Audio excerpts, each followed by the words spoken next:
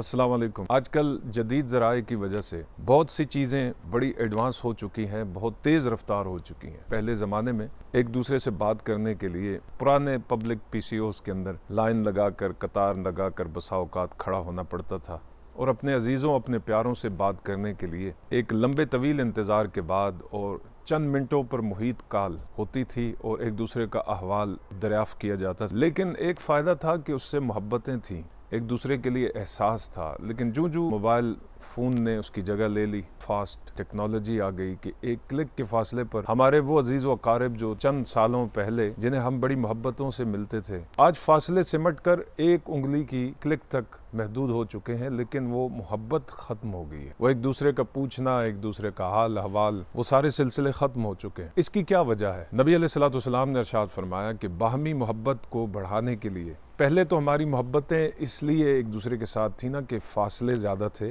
अब फासले सिमट चुके हैं लेकिन मोहब्बतों में कमी आ चुकी है। तो हुज़ूर सल्लल्लाहु अलैहि वसल्लम ने इरशाद फरमाया कि बाहमी एक दूसरे को तोहफे तहाइफ दिया करो। तोहफे तहाइफ देने से बाहमी मोहब्बत बढ़ती है, एक दूसरे के लिए रवादारी बढ़ती है, एक दूसरे का एहसास दिल में पैदा होता है।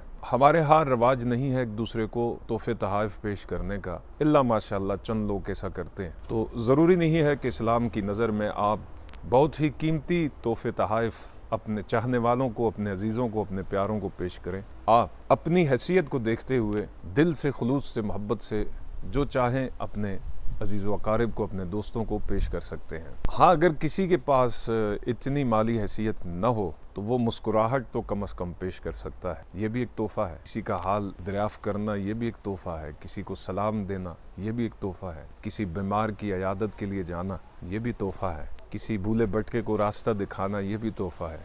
कहीं रास्ते से कांटेदार चीज़ को, तकलीफ़ दे चीज़ को हटा देना ये भी तोहफ़ा है। अल्लाह हमें अमल की तौफ़ीक़ अता फरमाए।